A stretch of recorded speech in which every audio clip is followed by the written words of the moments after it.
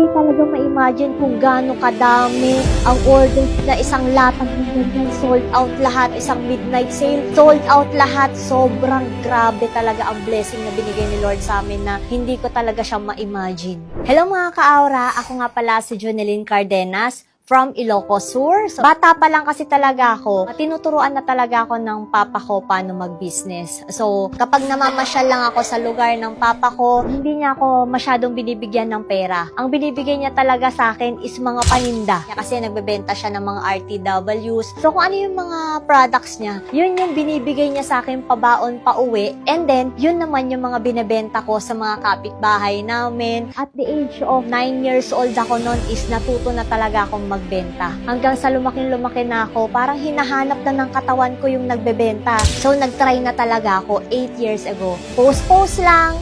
Nagulat ako, may nag-order. Dire-diretso na siya hanggang sa hindi ko na talaga mapigilan yung sarili kong post. Naisip ko na, why not i-try mag-online selling? Yun kasi yung papunta ang mundo. Pero, heto ngayon si Aura. Heto kami ngayon, lumalaki at lumalawak at dumadami.